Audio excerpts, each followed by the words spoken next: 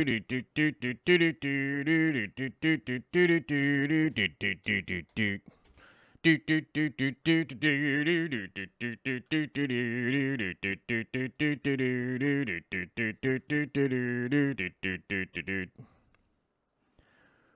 boop boop boop boop boop boop boop boop boop boop boop boop. Internet. What's up, Internet? What's going on? How's everybody doing on a Monday, Wednesday, Thursday, Friday? What day's today? Wednesday. It's Wednesday, weirdos. Does anybody even know that it's Wednesday anymore? What? I gotta turn this a little bit. There we go. That's a little more comfortable for me. Let you guys see the shrimp in the background. It's about to head out the door. That shrimp back there is about to head out the door, so I figured I'd stick it up on the easel for the last day. You know what I mean? Last day it's gonna be here. Might as well throw her up on the old live stream, let you guys take a look before it heads out the door. And then I got that going on, and I got that going on, and amongst some other things going on in the background. What's this little guy back here? What's that? What the fuck say? Right? Yeah. Let's see. Whoa, let's get the show on the road. What's happening here, you guys? What's going on? It's Wednesday. Good to see y'all. First to the chat today, 54 Punchy, quickly followed by Uv Deloriac, who I still have no idea how to say your name. I should probably figure this out. Let me see this. I'm going to search for your name, and I'm going to see. Pronunciation. Greenlandic to English dictionary. Okay, here we go. So this may not be the pronunciation. Man, that takes a long time to load. Hello, are you loading? Here we go. What do we got here? Oh, great. That's not going to work. Yeah, that's not good.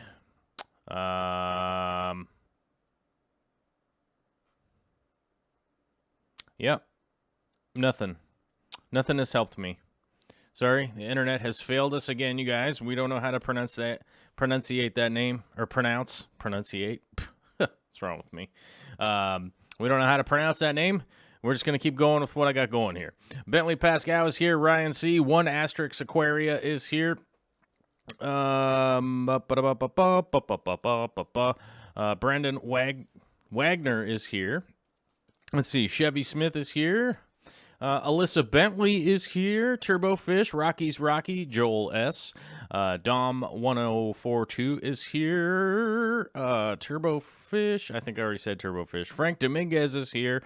Scrolling through the names, trying to catch up. I don't think I ever will catch up. I just have to scroll way down here. Valerie's here. Richard Stank is here. James Neesham is here. Fancy Tail Aquatics. Lisa Pets. Kira Witt. Good to see you here. Fish Nerd is here. Vinosky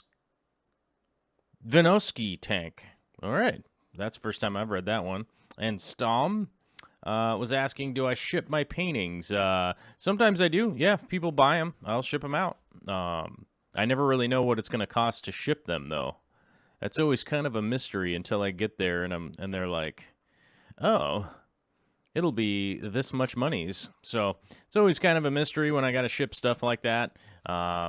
But yeah, I do ship the paintings out. If somebody orders one, I'll make it and ship it out to you. You know, it's like kind of how the deal works. Yeah, so I'm down to do that. I just never know what it's going to cost, though. It's always kind of a mystery. You have to ballpark stuff and hope for the best. You know. Rich Andy's here. Eric Kimbrough is here. Dom is here. Says, man, I would be so poor if I had to pay for all the like buttons I've pressed.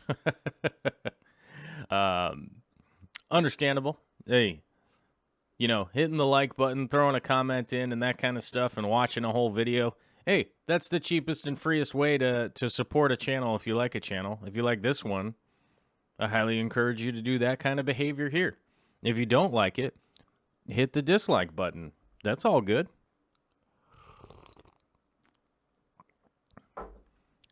Ah, okay.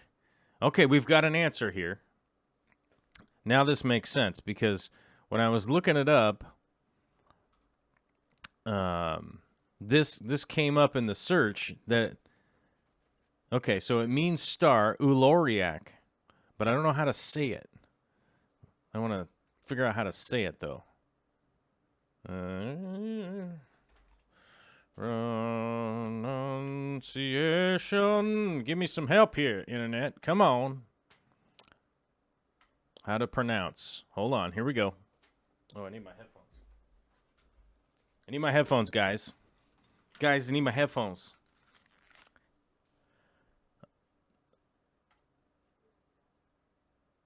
Uluriak.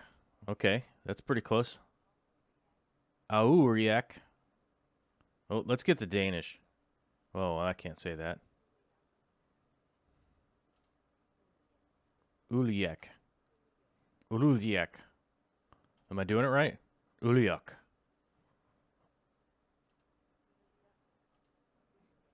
Uliak. Uliak. Okay, I don't know. I tried. Boy, howdy did I try, you guys. Either way, sorry for butchering your name. I'll do my best to figure it out here.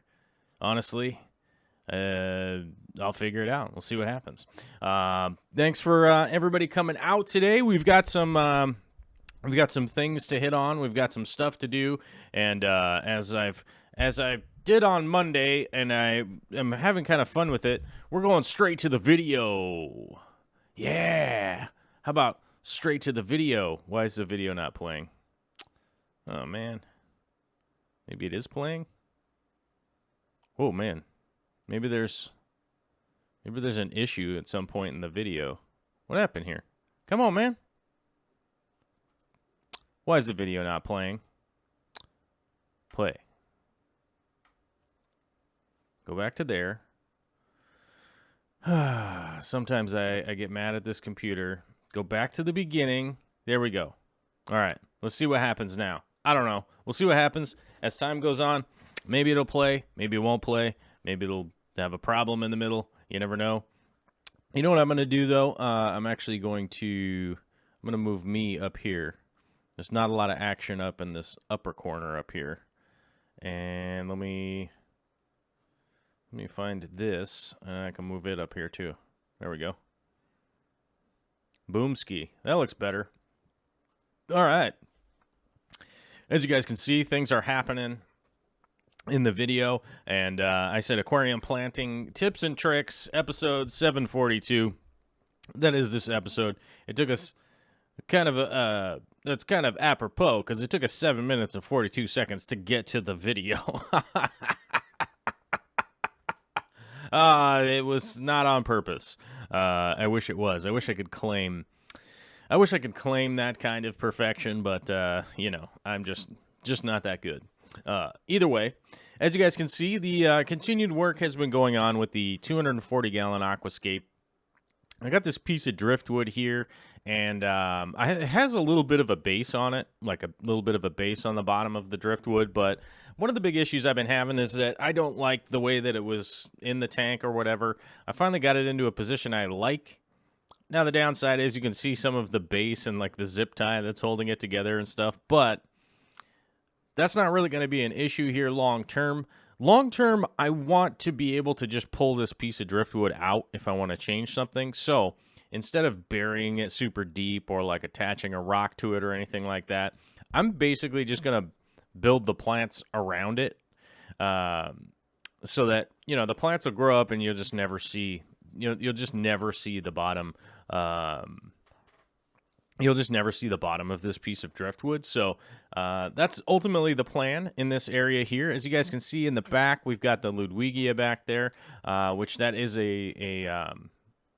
it's kind of a real basic repens. It's a pretty basic Ludwigia plant. It's a really nice stem plant. I have a lot of fun growing Ludwigia over the years, and it definitely makes my list whenever I'm like, oh man, you know, when I'm like, oh man, I really got to get some plants. Like Ludwigia almost always pops into my head. It's definitely one of my favorite plants, and it will fill in. It'll grow quite tall in the background, so it'll actually end up being the backdrop for most of this part of the scape. Most of you know that this tank is 8 feet long, so it definitely has a lot of space to fill.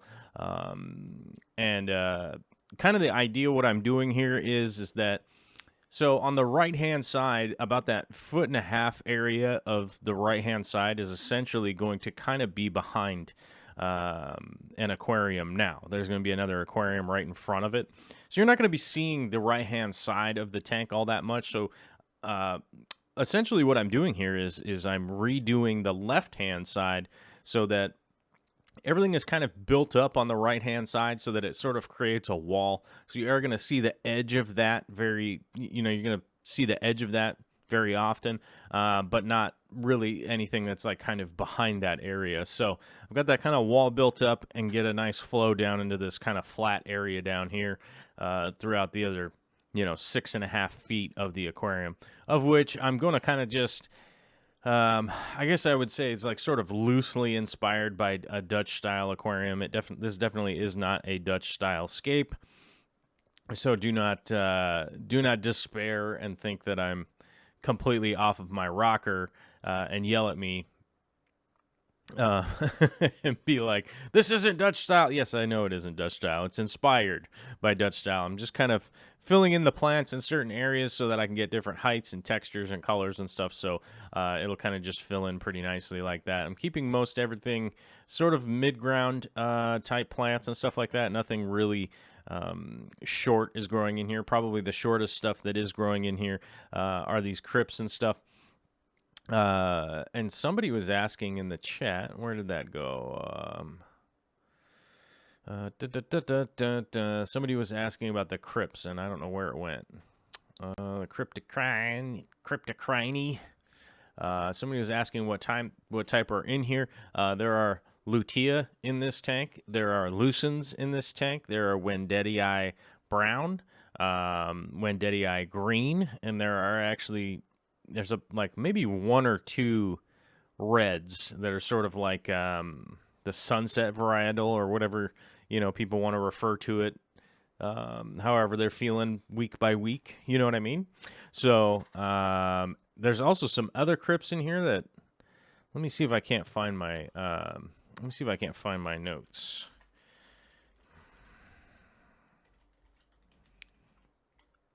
There is some Spiralis in here, that's for sure. There is Barterii hidden somewhere, and basically like the one, there is Undulata in here also. The one that you don't see very often, that's not in here, or the one that you see fairly often that is not in here is Affinis. I kind of consider this tank to sort of be my... not necessarily low maintenance, but sort of just low, I guess just like, it's not a very needy tank, if that makes sense. It's just, it doesn't need a ton of fertilization. I mean, it needs some every month, or not every month, sorry, every week, every month. That'd be pretty wild. I'm only doing a water change on this once every 2 weeks, generally speaking. Oftentimes less than that, sometimes 3 weeks. So I definitely don't have to mess with this tank all that much, except for feeding, because there are a lot of fish in here. It's pretty rare that honestly, it's pretty rare at this point if I really skip a day. There just isn't that many days that I skip with feeding. But most every plant that is in the 240 I would consider to be a fairly easy to grow plant, maybe medium difficulty, like the Zosterfolia that's in there, the what is it, Heterananthera Zosterfolia, that's in there, can be a pain for a lot of people. As I've mentioned many times before, the plant that I have the most issue growing is Monte Carlo. Don't ask me why. I don't know why. It makes zero sense. At any point in time that I sit down and consider it, I would consider Monte Carlo to be a pretty easy plant, but for whatever reason, I'm just the guy who just, that's my Achilles heel. It's just messing with,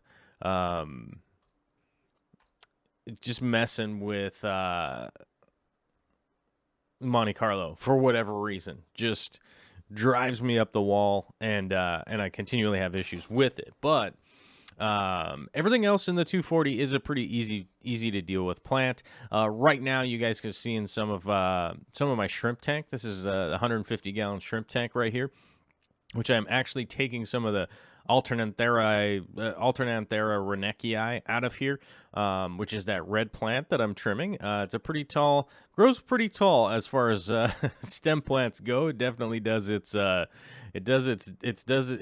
job of growing like a big thick stem.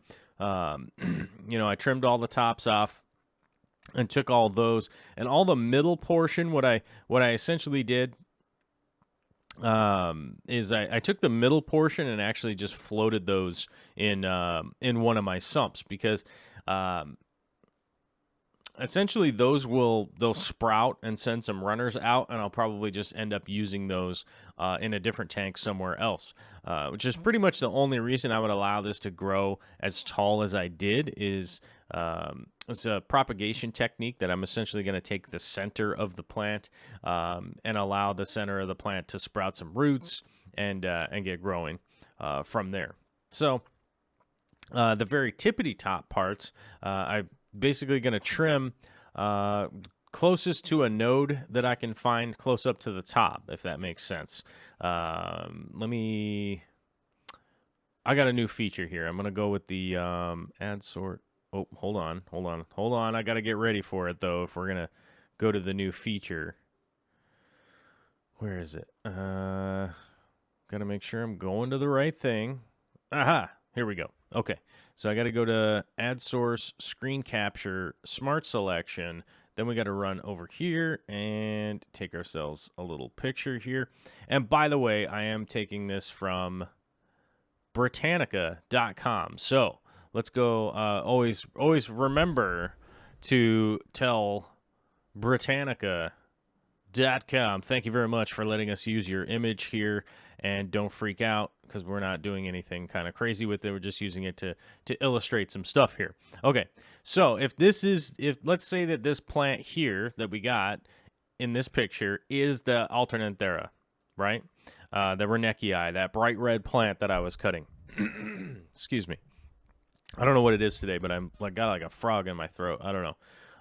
Either way, let's go back to what we're talking about. Let's say that this green plant here actually is the Alternanthera, right?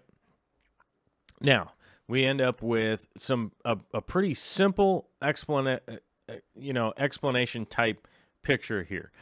We've got, oh, why is my whiteboard not turned on? Turn on, whiteboard. Okay, so we've got our root area down here, which actually gives you a pretty good idea of what is essentially the main kind of street names for for the roots, right? You have the root cap, the primary root, and all the secondary roots and all that kind of stuff. We're not going to go too deep into that today, but today what we're going to do is we're going to talk about the very center of the plant here. So what I did here is I basically took the top, right, off. My drawing is kind of terrible, but you can see here, as illustrated in the picture, you have a node, right? We have the node right here, and then we have the auxiliary bud, which is going to be this piece that's starting to grow right there, right in this spot right here. And then we've got the node right below. This center part in between the buds and the node, right, is called the internode. We're not super concerned about that today, but basically what I did with that Alternanthera is cut it right here, and then I cut it right here.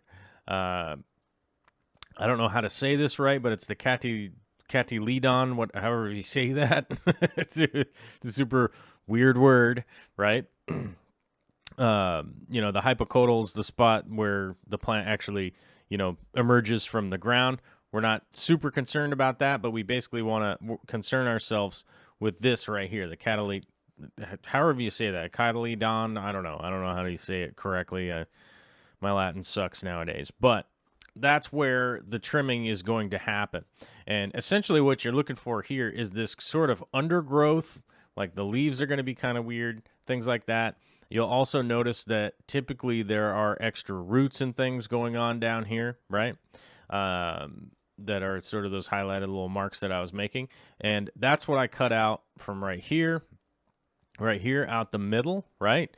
We were looking for the little axillary buds, these little guys, and we actually just cut right below there to replant the top, okay? So we cut that top, and then this middle section, which is actually much larger on the pieces that I cut out, that's what's going to float in my sump. I'll put a big X over it.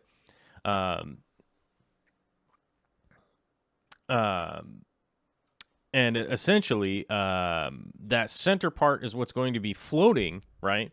It's going to be floating in the sump, and we'll send out new shoots and new nodes and new buds and new leaves and all that kind of stuff out of a new deal, right? So once we got that, that'll all float in there, and then those very tops that we planted, the very tops that we planted will actually just become a whole new plant over here in the 240, because I'm basically cut right below the node. I'm sorry, I'm like burping and clearing my throat and stuff today. Sorry about that. But we cut right below that and then replant that top. As long as we cut right below where we see some of those nodes, those little node sprout deals on the top end, you know, behind the leaf, basically, where the leaf is coming out. Basically, you see that, right? You'll know you cut it in a correct spot in order for it to repropagate and send out roots and stuff. That's essentially the little marker that you're looking for, is that node there. And then where I cut down low is you're basically looking, as Savannah mentioned here, cotyledon is how she typed it out. And they are baby leaves. They're not true leaves. Yep, they're just these weird little, you know, these weird little leaves that you got going on down there. They're not really working out that well. And or, okay, it's not only limited to those leaves. It's and or some old leaves that sort of wilt down and kind of curl up, right? They sort of curl up and turn into like doing a T-Rex arm situation, right? Once you want to cut right above those. Now, I know that, you know, my initial idea is to cut below those, right? Unfortunately, the plants just don't have a tendency to sprout all that way, all that well from that if you do actually cut below those, even though it does look a little cleaner, a little nicer than other ways of trimming. The unfortunate side is you just do have to deal with those funky little leaves for just a little while. Now, you can actually see it here in the video. You can actually see those funky little leaves down at the bottom. If you kind of look closely to the video, I do realize that, you know, when I processed the video, it color graded this video the same as with the 240, so I'm sorry about that. It is a little bit weird to try and actually see the video of this right here. It's sort of like too much contrast, you know. But you can see the weird little leaves underneath there. That it's basically where are the indicators of where I'm trimming the plant. Then you can see there I have the whole plants. I'm taking them all out, and then those will actually be what I utilize to resprout and actually repropagate this plant, because as you guys know, we do have some new aquariums coming into the fish room, and I definitely want to make sure that I have that I 100% have enough plants and everything to just get that thing off the ground and get it rocking and rolling, and you know, essentially keep it going full steam, right? Just like the Beastie Boys. I'm gonna keep it going, keep it going, keep it going full steam, right? Rockin' house party, disrupt the whole scene. I think that's how it goes. I don't know. I'm too old. But I guess I'm the right age to be having listened to the Beastie Boys, though. So That's legit. Okay. All right. Speaking of not the Beastie Boys, I just posted the link for the Patreon in the chat. If you guys feel like you want to support the show, if you have like $1 a month or something like that, and you feel like you want to chip in on the show and you're somebody that wants to do that, feel free to do that. Keel Quigley just came in during the show, dropping a little $5 a month patronization. Thank you very much, my guy. It reminded me that oh yeah, the Patreon is a thing. Thank you very much, you guys. 305 people.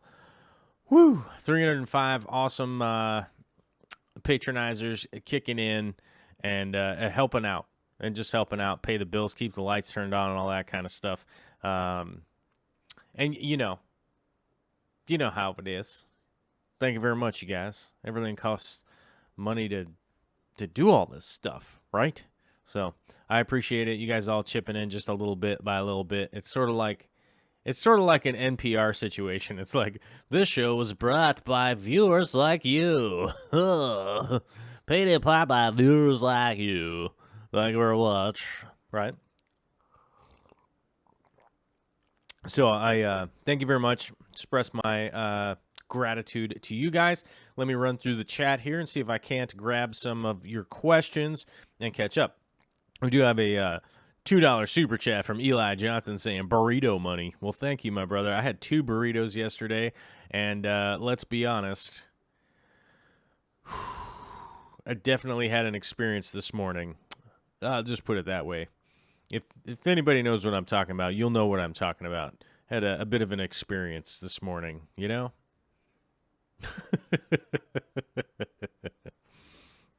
Jose Davila saying Vallisneria is my Achilles heel. Can't get it to take off. Maybe my water's too soft. Oh, that's possible, but I'm not 100% sure. I would have to see because even in soft water here, typically Vallisneria will grow like crazy. It's pretty much a weed. So you might have something kind of specifically weird going on. Maybe just some kind of nutrient deficiency would be my guess if it's not growing like crazy. You know, what most people don't realize out in the world that don't ever have anything to do with any of this stuff, Vallisneria is used as an erosion control plant often, especially in the United States. So you think if they're doing a construction project up near a river or a lake or any kind of body of water at all, really, oftentimes the construction stuff has to go down into the water, or maybe they're building a bridge, right? Maybe they're building a bridge that goes over a little river or a stream or something like that. And that's the plant that they use. You'll actually go down and they have guys in like light scuba gear, mainly basically like snorkeling down and planting Vallisneria in their waterways, which is kind of it's a questionable behavior, I think, personally, because it's a super invasive plant. So my guess would be that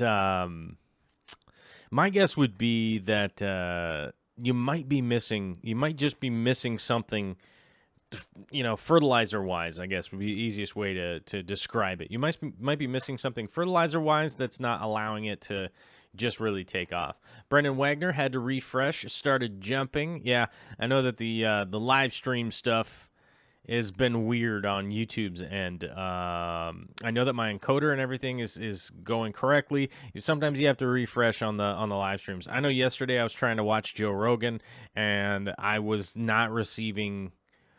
You know, I was on my phone and I wasn't trying to watch Joe Rogan. I was trying to listen to it live on my phone while I was working. Yesterday I was up, I was digging lots of holes and stuff yesterday, and it's definitely something I want to just listen to something else while I'm doing that. And the reality was YouTube was not sending signal properly. Like I had full signal, my phone worked fine, like I could watch regular, like I could turn on YouTube videos and like YouTube videos would play like without stopping, like no problem. But the live stream stuff kept like hanging up for whatever. I don't know why. It was getting weird. But yeah, that's been going on for sure. Let's see here if we got we'll go through the chat here. Bentley says, need new plants for the tanks, you say? Yeah, I will probably need some more plants. Bentley and I, we will get together very soon and figure out some good stuff. We could probably trade some stuff. Well, maybe not. I don't know. Maybe I'll just trade him with money. You know, like just buy it. Let's see here. Oh, Bracken Ward says, I just realized I never fixed my patronage. I was changing jobs, so I went down to $1, but he's back. Oh my gosh, we got James is back and Bracken Ward is back on the Patreon. Oh my god, you guys, it's a record-breaking Patreon day. We've got 4 new patronages, or up the ante patronages. You know, I don't know how to Patreonizers. We got James Neesham coming in big time. Keel Quigley coming back. I think James is coming back too. I think he was previously, and had to take a break for a little bit. Which, hey man, respect to that. If you guys need your dollars, I'm never trying to take dollars from anybody that doesn't have dollars to give. You know what I mean? Like, I recently had some angry people like super mad at me because they're like, I need to eat too. I need to eat food. Like, I can't afford to Patreon every single person I ever watch on YouTube. And it was like kind of one of those things where I was just like, yeah, I don't know your situation like at all. But if you don't have any dollars, like, don't just give them away. I mean, turn them into food, you know? Like, if you're really hungry, like, come on, man. I'm not telling anybody to put themselves in the poorhouse or homeless or anything crazy like that. I appreciate it. If you don't and you can't, as I've mentioned lots and lots of times, you could email me. You can leave comments on videos. I do my best to get back to comments on videos. I do my best to get to all of the comments in the chat. Obviously, it's pretty difficult. There's 153 people in here right now, so if everybody's asking a question all at once, it would be super hard to answer them all. But I do my best to try and get to them, and definitely stay on here long enough to definitely get to them all. Steve McGrath says, new in the hobby, just had my first cichlid fry. Feel like a proud dad. Yeah, I like that. I do have to admit, 99% of the time, I'm stoked about random spawning. There is that 1% where I'm like, what is going on? Why are these babies here? But that's awesome. 99% of the time, I'm super stoked. That's for sure. Let's see. Somebody starting to get Matt Sorelli says, starting to get diatoms in a recent setup. Should I scrub it off or leave it alone? Personally, I clean it off the glass just because it's irritating to try and see through the diatoms. Just keep up with your water changes and keep it on a schedule. Keep it maintained, and it will definitely, the plants and everything in your tank will beat the diatoms out. The diatoms is just part of the cycle. It just is part of a tank cycling, so I wouldn't be super stressed about it. And as a matter of fact, it's more often than not a good sign. It means you're headed in the right direction. Whew. Robert Meyer says the only plant that does well is Anubias. Is all Anubias species the same growth rate? It's not all the same growth rate, but I would categorize almost all Anubias as slow. Like less than awesome fast. It is not a fast growing plant. It you know, on the upside, it doesn't need a ton of nutrients and it doesn't need a ton of light. So that is kind of the upside. Even if you, the only way that I've ever seen to get Anubias to grow super fast, but that's only in comparison to other Anubias, right? Is if I would blast CO2 straight at it with a little power head and dump a ton of light on it, that would have a tendency to make it grow and reproduce leaves much faster, but it just, I wouldn't say that it was fast. It was just faster than the other Anubias. We got a $5 super chat from Gerald Wallace. Nice. It's good to see Gerald here. I've been interacting a little bit with Gerald recently. That's nice. I like it. It says, first Planet Tank, just going to try some Val in the back of a 115-gallon. Any suggestions for substrate? Okay. I would be remiss if I was giving people advice other than the substrate that I'm going to be using in the 120. And I will say this. The 3 types of substrate that I can prove through the test of time that actually work really well would be the Fluval Stratum or the ADA, Amazonia. Those are pretty comparable. I would say that the Stratum, in my opinion, is better than the ADA soil these days. So you don't need to necessarily do your whole entire tank with Stratum personally. Personally, what I do is actually, I'll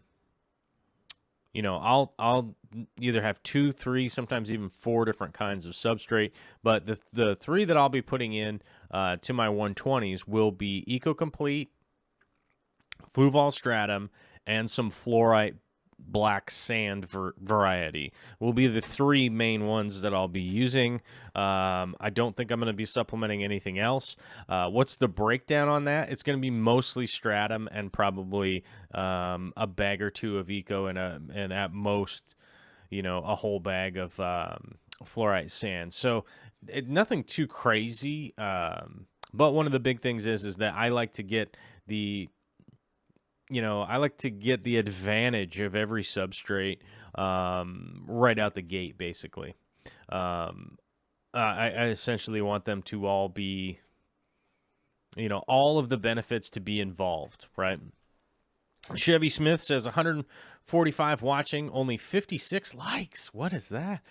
Don't forget to share. Oh, that's right. Don't forget to share. That's really like the only way we can spread the word these days to try and, essentially grow the community, man. We want to grow the community and do the best that we can to grow our community and spread the good,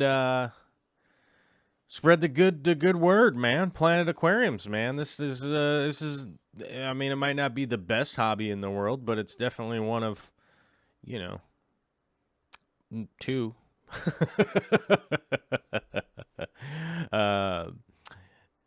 So hopefully that answers Gerald's question, but that's what I'm going to be using in my tank. So would it be like, should I give somebody else different advice? I don't think so. That's definitely the advice that I would give anybody is exactly what I'm doing. Steve McGrath is here, says you guys need to visit Scotland someday. It would be great to have me and Corey and Jimmy, of course, here for a wee tour and chats. Yeah, I'd love to make it out. I just never know. I have no idea if I'm ever going to be able to travel again. And you know what? Here's just a little bit of a somber story in regards to the travel, right? I don't know. I have never been able to afford an international flight. They can be quite expensive. I know that at some points in time, like a lot of people out there think that it's just like it's a baller lifestyle, like everybody's just rolling in money and this and that. The 2 main trips that I took, the 2 big trips that I took this last year were sponsored by 2 companies, one of them being Fluval, the other one being Dennerle. I don't think Fluval really sponsored it. We basically won a spot to go. It was basically like a sales contest. So there was other groups of people there too that also won the same thing. So that's how I got to go to Inner Zoo, which was awesome. A huge blessing to be able to go there. And then this last trip was actually hosted by Dennerle, and I have a huge amount of appreciation to Dennerle for bringing us out there and hosting us and taking care of us. And one of the main reasons for that is just how much cool stuff they have going on. Like it would be weird. Like, you know, they're actually the people that actually do know and produce like a ton of the stuff for planted aquariums. You know, for planted aquariums by people that do planted aquariums, right? So that was huge and a lot of fun. Like nothing super crazy. We basically just, you know, toured a lot of facilities, which is essentially the most of what I wanted to do, because that's the kind of stuff that's just sort of, I don't know if it's once in a lifetime, but that's just kind of how it feels right now. So I don't know if I'll ever even be able to make it to Europe. Or make it back to Europe. I would love to be able to come to the UK and, you know, go to England. I definitely want to also go to Denmark at some point in time, but, you know, I just know, you know, in the reality sense of the word, I just never know. I just never know if I'm ever going to be able to make it back. One thing I wanted to mention, I have to copy this. Hold on. Paste. Generate. Sorry, as you guys know, I have to generate a link that's shorter than the deal. There's the link right there. This is the light that I'm actually going to pick up tomorrow. The stupid thing has been on order for a grip. And, you know, realistically, I should have just had them deliver it to my house. But this nano light, so I accidentally got the wrong nano light previously. And one of the big tests that I've been planning on doing have been to test that nano light on some reef tank projects I got going on. Part of the reef tank projects I got going on have to do with growing macroalgae and running a refugium instead of you know, 100% relying on either chemical filtration or a deep sand bed or any of that kind of stuff. But one of the big things is that you know, macroalgae are able to do that just by growing essentially the plants that are macroalgae. And, you know, I'm planning on testing this light against a lot of the other lights. You guys will notice that it's significantly cheaper than the other macroalgae lights out there. If you guys do know anything about reefs and stuff like that, this light is considerably more affordable for that kind of stuff. So I am a little excited for that, just because I've been waiting so long for it. So I'll be grabbing that tomorrow, and I'm pretty excited. Pretty excited about that. James Neesham says, hope you manage to get across the UK someday. Would love a collaboration with George Farmer. Actually did a collaboration video at Interzoo with George Farmer. I love George. He's a great guy. We chat pretty often. Well, I don't know. I haven't talked to him in a while, but either way, I know I'm going to see him at the Aquatic Experience, so should be fun. We'll have a great time. He and I hit it off like really well. The first time we actually met in person, we both, you know, have a lot of mutual interests and similarities and stuff like that. We had a great time. We had a great time hanging out, and I plan to hang out with him whenever the time comes that I can again. And I think he'll be at the Aquatic Experience, so I'm not sure. Let's see. Roro Trejo, good to see you. Hola, amigo. Greetings from Mexico City. Well, good to see you. Thanks for coming out. Brian Zavala says, "Oh, I see. What would be recommended ferts for a planted aquarium?" The recommended fertilizer I use right now is actually Easy Green from the Aquarium Co-op. Let me see if I can find it.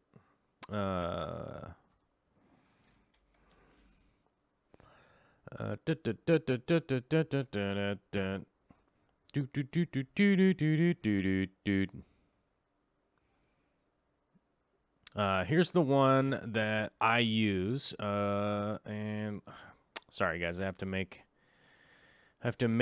a short link, otherwise the YouTube gods get mad. There we go. Copy, paste. There we go. Yeah. So I copied and pasted it into the chat for you there. Easy Green is the one that I use. I buy the really big bottle. I get it in bulk, and then it lasts me a really, really, really, really long time. So it is kind of the preferential fertilizer that I go with. You know, from the analysis on it, it's pretty much right in there with all of the other high-end ones. It's just a little less it's essentially a little less high dose, I guess, if that makes sense. I prefer the Easy Green because, you know, realistically, it's in the name. It just makes it super easy to be able to do it, and it just makes fertilizing way easier than it needs to be. It doesn't need to be super difficult. It doesn't need to be crazy. I used to do EI dosing. I used to have my own dry ferts, all that kind of stuff, and make my own custom things and everything. And, you know, that was fine a decade ago. But to be brutally honest, nowadays we have the technology and companies that are, you know, like the Aquarium Co-op, that are actually just making it so that the average everyday person can figure it out and utilize it really easily. You know, I mean, I just don't see any reason. I definitely don't see any reason for me to be doing it that way anymore. Heirloom Aquatics just asked, what's your opinion on PPS Pro dry ferts? As I mentioned earlier, I used to use dry fertilizers, mix my own stuff. I just don't find it to be a worthwhile endeavor at this point. You know, one of the big reasons we do it, why we did it that way back in the day, is because there wasn't anything available that was really that easy. You know, to be honest, that's just pure honesty right there. Like, there just wasn't anything available. People weren't even importing. They weren't even importing the stuff from overseas. And if anybody ever did import the stuff from overseas, it was so expensive, there was really no reason to use it. So, you know, with all the Planet Aquariums that I have, I got that big, what is it, like a 2-liter jug or something like that. I don't know. I got it like 6 months ago, and I still have tons and tons of it. So, it's just working out fine for me, you know, that I don't have to order things, mix things. You know, that's the weird thing, is that, like, you know, my fish room doesn't look like some kind of weird, you know, meth lab or something weird like that going on there. It's just, now I have just the pump top bottle. It's like, I know exactly what that is. It's fertilizer, and same amount comes out of the bottle. So I don't know, it just works well for me. I know there's a lot of other people out there that would tell me, like, Thrive Plus is so much better, and this and that, and I get it. If y'all have personal preferences, that's awesome, and I'm 100% behind you. Thrive works well too. You know, this is just more preferential for me.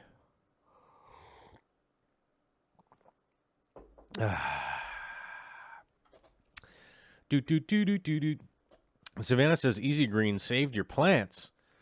Oh my gosh, we got another new patronizer today. It's like a world record. We're at a world record pace, you guys. A new patronizer again. Brendan Wagner coming in brand new to the Patreon. I don't even, how do you even say that? Patreon. Are we weird? Are we weird here when we say Patreon? Oh my, Patreon. Let's see. Okay, so we got that. We got that. Okay, I guess we're pretty much down to Q and A a little bit, other than whatever's going on with the video in the background. I think pretty much everybody checked that out. Steve's Fishy Place says, check out the Patreon. Nisi mentioned earlier that Chad Krotz and the Krotz family are going to be matching up to $200. If you don't know who Caleb is our #1 fan here. He's the youngest man. He's a young man with leukemia. He's been battling leukemia for years. Part of the fish fam. You can head over to his. There is a GoFundMe for him. Which, how does this even? I never close it, but somehow it.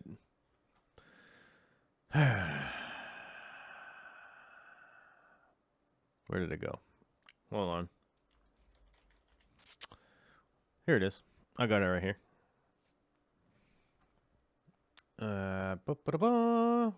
Copy. Give a little paste action. Yeah, if you don't know who Caleb is, that tells the story right there at his GoFundMe. The Chad Krotz family, as I mentioned, is going to be matching up to $200. So we're $50 already, already in on it. They will match up to $200. If you want to go over there and check that out, it's an awesome. It's just awesome family and everything, and this has been incredibly difficult situation that nobody wanted. You know, ain't nobody want that. We just want solutions and making it a little bit easier on everybody out there, right?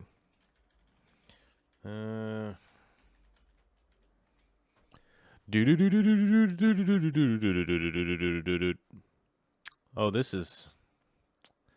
What is this? That might be good. Oh, yeah. Look at that. Root tabs are on sale. I'm just finding you the link, so make it a little bit easier on you. Okay. Copy. Paste. Whoa. Let's see here. Okay. Who is asking about the... Heirloom Aquatics is asking, do you use root tabs? If so, what kind? Yes, I prefer Seachem's root tabs, honestly. I know that Corey makes some. I tried them out. I didn't like them that much for my setups and stuff. And I would say the main contributing factor of why I didn't like his over the Seachem ones is that the Seachem ones aren't in a capsule. They're not in that weird, like, pill capsule that starts melting up, and then you have all this, like, melty pill capsule situation going on. You know, the pill capsule thing I don't like, and that's just personal preference, man. I don't like it, and I have had pretty good results with the Seachem ones, although I will admit they are pretty expensive, but for whatever reason right now they are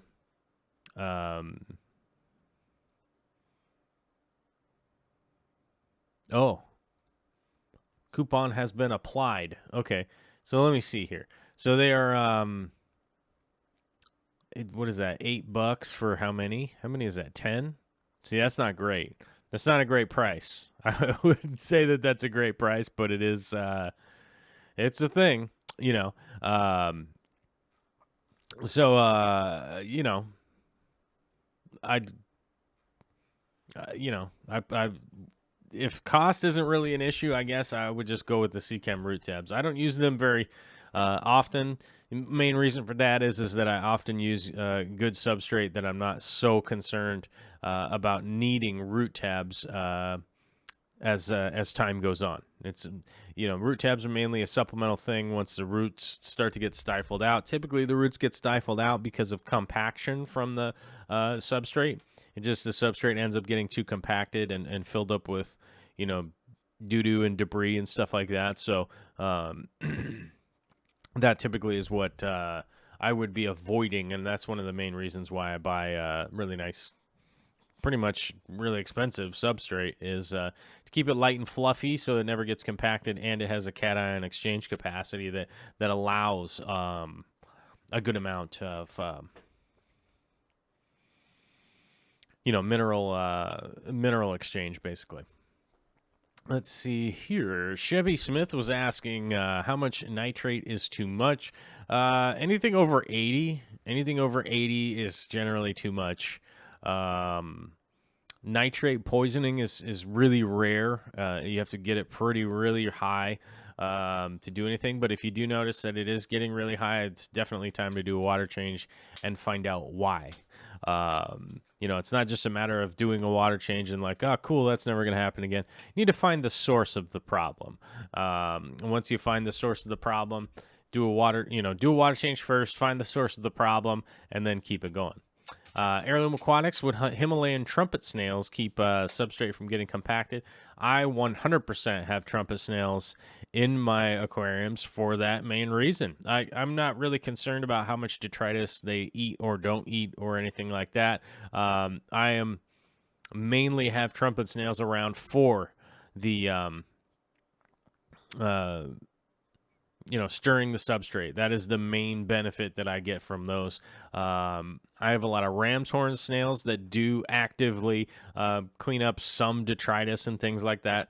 If, they'll generally find bigger detritus, eat it, break it down, and send it back out in a more readily usable form, right? So I wouldn't, but that's the main reason why I have them. Aquaman says, why is it that when I dose Easy Green, I get so much algae on the substrate and plants, etc.? My lights run 7 hours a day, 25% water changes once a week. Personally, what I think would be going on is that you probably have your lights turned probably up too high. I don't think a lot of us realize that that a lot of our lights are way too intense. They're way more intense than we think. So oftentimes if I find that is happening, that's normally the culprit, is just too much light. Too much light adds for, algae has an ability to do what it wants to do if there's a lot of extra abundant light. With LEDs these days, they don't look as bright as you think they actually are, but in the situation like in parts of the 240 here, I can't actually turn the lights down because I will forget to turn them back up when it comes time for me to come film, and it will screw up my filming in the old the Fluval 2.0 lights, the older version of them. So I do have to keep them up at 100%. So what I ended up doing is knocking it back to 6 hours instead of 7, 8, or 9 hours. I just knocked it back to 6 hours, and that seemed to reel it in quite a bit. And plants are still going to grow just as well as they were growing before. As Steve's Fishy Place says, Aquaman, you might have a surplus of something in your tap. I would definitely test the source water, that's for sure, to see what may or may not be going on. Gillett is here. He cannot read the chat, but he is listening in, which is great. Thank you very much. Mr. Gillett, one of our great moderators from New Zealand. It's great to have you here. Good to see you back. He has been on a bit of a hiatus for a little while, but it's glad to hear that you're listening in and keeping track of what's going on. Let's see. Does it... Acacia Amano asks, does it defeat the purpose to dose while having chemical filtration like carbon? What? No. Well,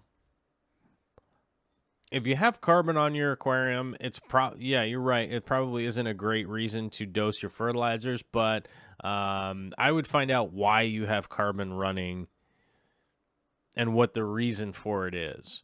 Because oftentimes carbon is generally going to try and do artificially, like what plants will generally do naturally. So I would find out why you have the carbon going on there, and then figure it out from there, instead of just utilizing carbon all the time. I haven't used carbon. Actually, I haven't used carbon in this aquarium since I set it back up, which is almost 2 years ago. So I don't have really any use for carbon except for in my reef tank, which obviously I wouldn't dose fertilizers into my reef tank, but like, you get it. I would find out why you're using the charcoal and figure out the way around that, because that would be kind of the big thing. Savannah Aqualama says different algae types can make use of one nutrient and abundant light, where plants need everything to use anything. So excess of just one nutrient plus light can create algae. That's pretty true. You're pretty much on point there. That's a lot of what happens. Where did my thing go?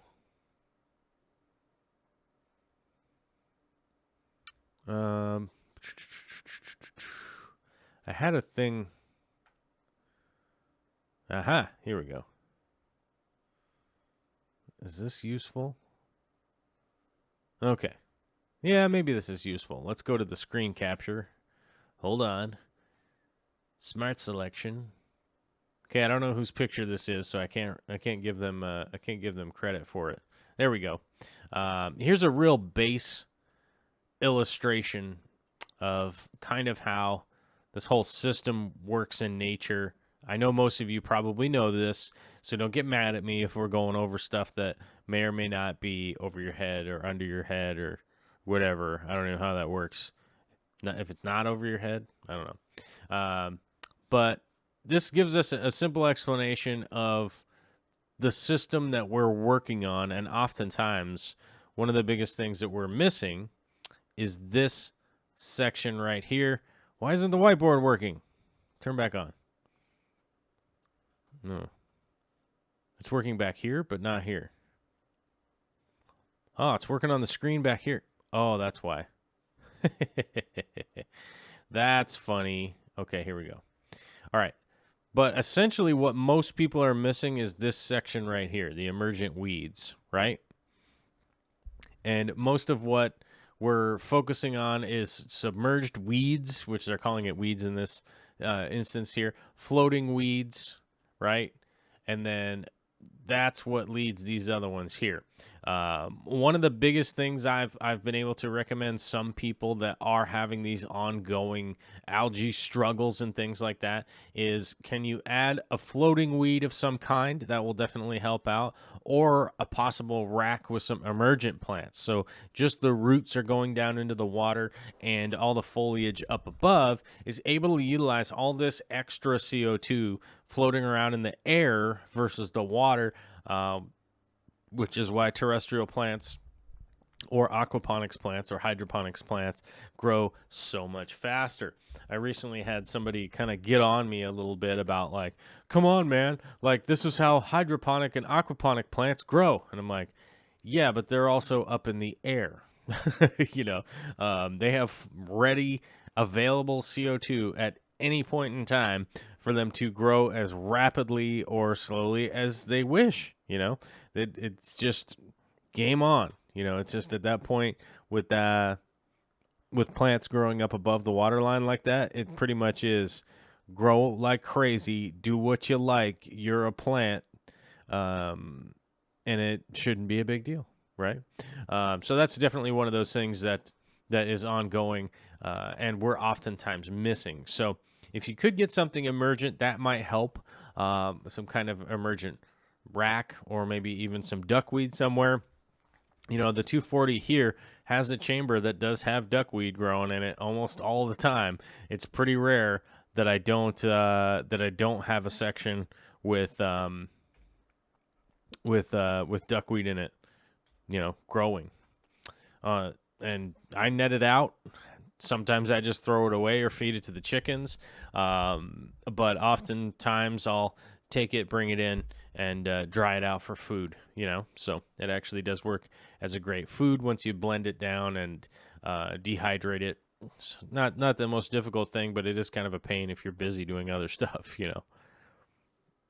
Vampiric Dark Dragon says, I'd imagine the problem with ladder is that fish would devour them all. Oh, what happened? Vampiric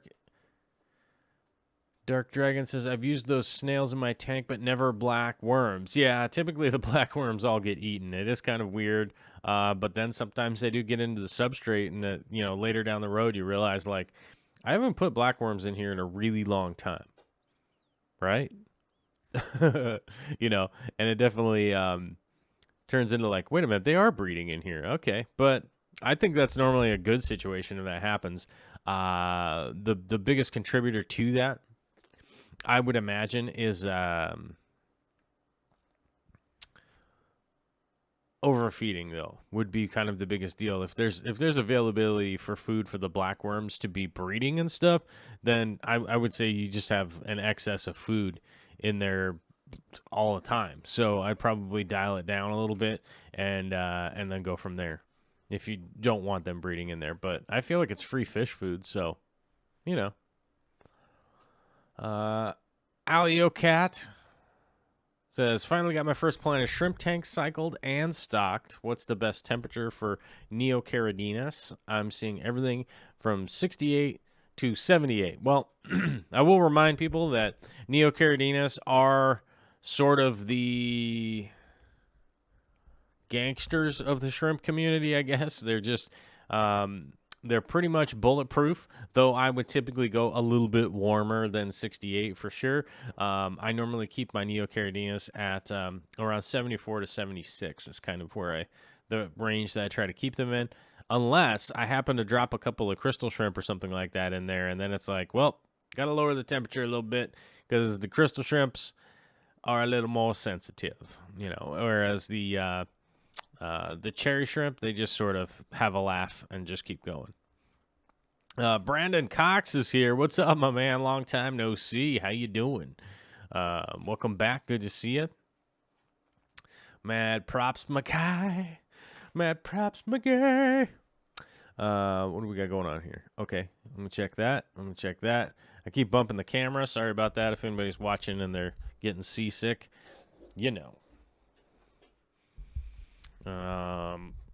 Let's see. Do you think it would be possible to establish a scud population in a heavily planted tank? From what I understand, they're incredibly similar to dwarf shrimps in terms of habits, but tend to be decimated by any amount of fish. Yeah, scuds for sure. Scuds will almost always be eaten on a regular basis. They're pretty dumb and very easy for fish and stuff to catch. So that is going to be a big problem if you're trying to breed them in a tank with fish in there. Fish are definitely going to get them. Scuds are just not that bright. I know that they swim around and are active, but they just really aren't that bright. It's just a reality of the deal. But is it possible? It might be possible. I wouldn't bet the farm on it. You know what I mean? Like I wouldn't bet the farm on it. So that's a reality, right? Greg Jones is here asking, bringing any artwork to the aquatic experience. Personally, no. I'm not actually planning on bringing any artwork to the aquatic experience. Realistically, I'm just not. I wanted to get some stuff printed. As I mentioned earlier in the live stream, I don't have a ton of money. I'm just not somebody who has a ton of money. I'm not complaining about it. I'm not griping about it. But I'm not somebody that had a ton of money, and I had to do all that traveling earlier this year, and it really put a big burden on the budget. And then I just really didn't have any money left over. And honestly, I probably screwed something up in my math at some point in time, because I was going to get some stuff printed out. And it was going to cost a bit of money because I needed to print out 1,000 or 2,000 copies just to make sure there'd be enough. But that 2,000 high quality copies adds up, to a good amount of money. So the last thing I wanted to do was bring something that wouldn't be that good and then just essentially gets thrown away. I don't know how to deal with that. I don't know how to deal with when stuff that I made just gets thrown away. So I wasn't feeling that great about it, and I realistically was pretty broke at the time when it would have needed to be sent off to the printer. And I just had to make a decision of you know what, I'm gonna go, and that's just gonna have to be good enough. And it basically boiled down to I gotta pay my mortgage, so I'm not skipping that. And it kind of sucks, but it just really is what it is. At some point in time, I will figure out a more economic way to get some prints out to people, though. I'm just not happening to bring anything with me on the plane. Let's see here. Oh, Jeff Rose Fish Keeping just showed up. Why? I almost yawned. I don't know what the deal is.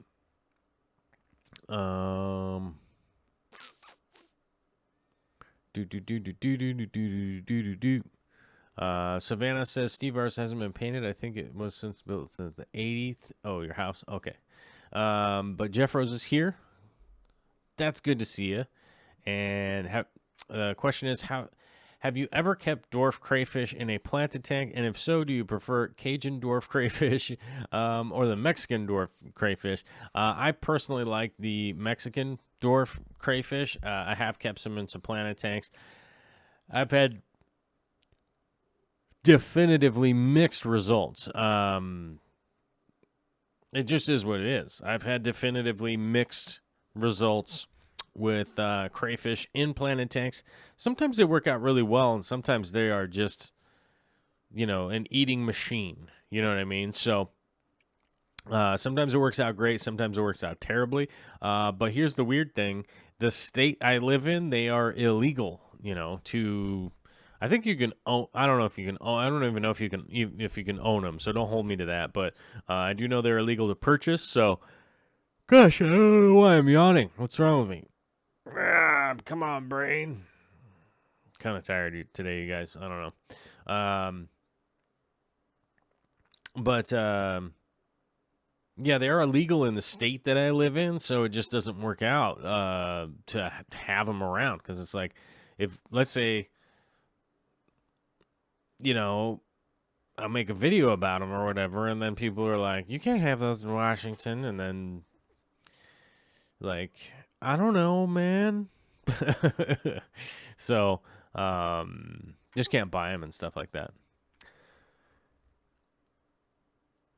Elflower 1 stars says, we're a good online store to buy zebra snails and ember tetras. I would go to the Wet Spot in Portland. That is definitely my favorite place for snails and fish, that's for sure. So, and if I was going to get anything shipped to me, I definitely go with the Wet Spot in Portland. Ah, gosh, I got to figure out what's wrong with me. But I would go with the Wet Spot. Those guys are awesome, and they generally have almost everything that you want. RJL says, tired. We'll take on a new meaning soon. I think the tired that I have is currently the same meaning. Somebody else was keeping me awake with their grumblings and floppings arounds and like being mad at me for being a future dad situation. That's kind of why I'm tired. I don't know. It's just a little bit weird. Plus I ate coffee late, or not coffee. I ate lunch super late, and I don't think I ate breakfast. So I think that's probably what it is. It could just be digesting. I mean, it's like, I gotta take a nap, guys, because I ate my lunch. Whew. I don't know. It's kind of weird.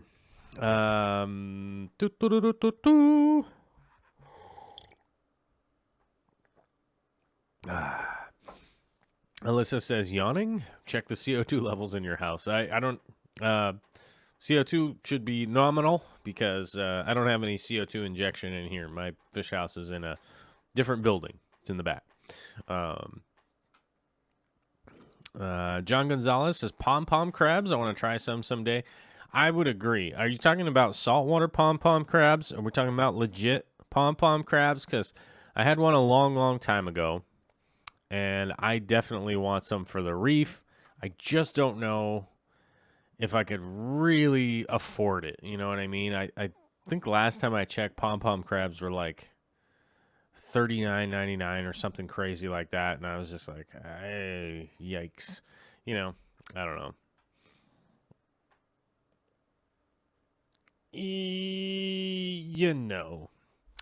So hopefully I'll be able to do it someday, but they are pretty darn expensive, so we shall find out. We'll see.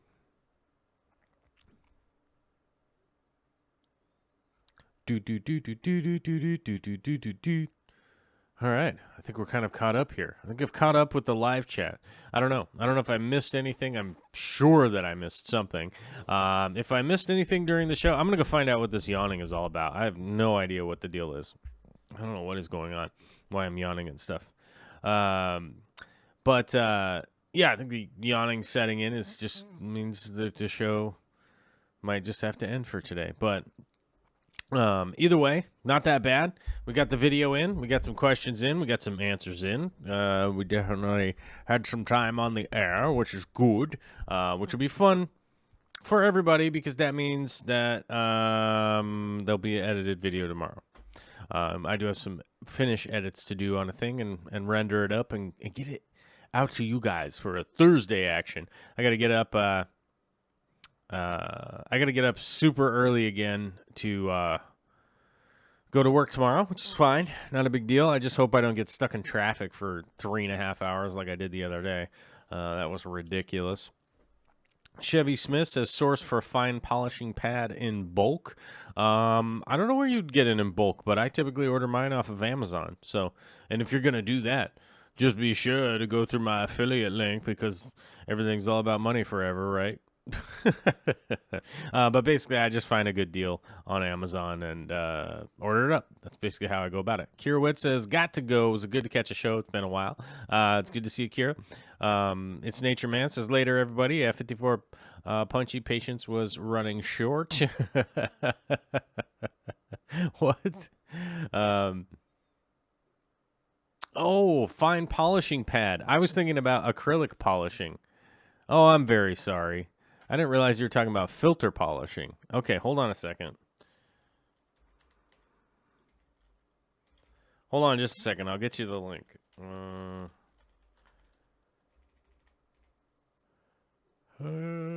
Filter.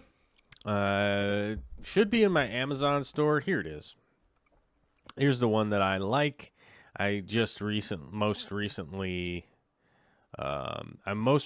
ordered this one. And I get it in the big rolls. You are correct. I get it in the big rolls, and I cut it to size. PuroClean is my favorite brand to use. When I say I've tried a lot of other brands, I have definitely tried a bunch of other brands, and I did back to the PuroClean because it definitely is the best one. It's the best one that I've ever dealt with. And if it's the best, that means it's the most economical because it lasts the longest. It works great. Saves me money because of that. So that's really an ongoing deal for sure. But I love that stuff. If you want it, try it out. If you find something that's comparable for super cheap, you buy that because, that's the deal. All right, guys, we're coming up on the end of the show. We got a bunch of people dropping out and heading out and running away and doing all that stuff. So we might as well head on out here. Got to remind people to hit the like button, all that kind of stuff. And I want to say a big thank you at the end of the show here to Brendan Wagner, Bracken, Ward, James, Neesham, Keel, Quigley, and the Mad Hex Tank. Thanks, guys, for throwing up on the Patreon today, along with I think Matthew Fish was the last one that threw in before that, and I wasn't 100% sure if I got him or not. But either way, thank you very much to you guys, and thank you very much to 2 Super Chats today. One from Gerald Wallace and Eli Johnson. Thank you very much, you guys. I appreciate it. I appreciate the support. Much love. Hit the like button, do the share thing, do all that kinds of stuff. If you are super bored, there are a bunch more videos up on this channel right here that you guys can go check out at any point in time. I think this was, let's see what the... 851 now. It's kind of crazy. All right, guys. Talk to you all later.